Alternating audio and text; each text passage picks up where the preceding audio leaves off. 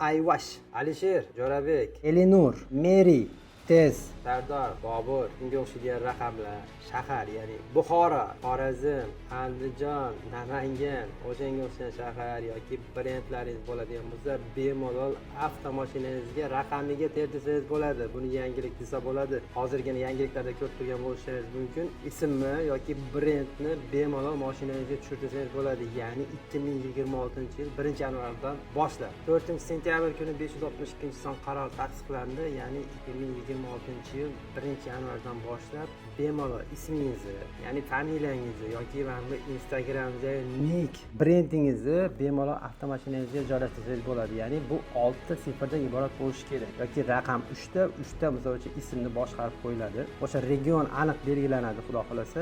Mana shu kombinatsiyalar bo'yicha tartibda ketadi. Ya'ni Jasur ismi bo'ladigan bo'lsa, yana bitta Jasur ismi bo'lmaydi yoki Jasurni u s tugab qoladi yoki birda sifr qo'yiladi. O'shani hisobiga yana bitta raqam berilishi mumkin. Bitta raqam 2 martadan chiqmaydi. U raqam tasdiqlangandan keyin bemalol savdoga qo'yib beriladi. Platforma orqali auksionda bemalol qatnashib yutib olsangiz bo'ladi. Qanday so'zlar taqiqlangan? Noodatiy, beadab, ya'ni qonunga zid bo'lgan so'zlar, uyat bo'lgan so'zlar hammasi taqiqlangan, ularni joylashtirib bo'lmaydi. Bu yangilikni avtomobil raqamiga qiziqadi, ya'ni mashinasiga chiroyli raqamni ismini yozdirib qo'yadigan akalarimizga jo'natib qo'yamiz. Azizlar, yangilik yoqqan bo'lsa bitta like bosib qo'ying, do'stlaringizga ulashing. Kimlarga mana shunaqa chiroyli raqamlar, chiroyli kombinatsiyalar kerak bo'ladigan bo'lsa, albatta tez auksionga murojaat qilsangizlar bo'ladi. Yangiliklardan birini tez auksionda kuzatib borsangiz bo'ladi.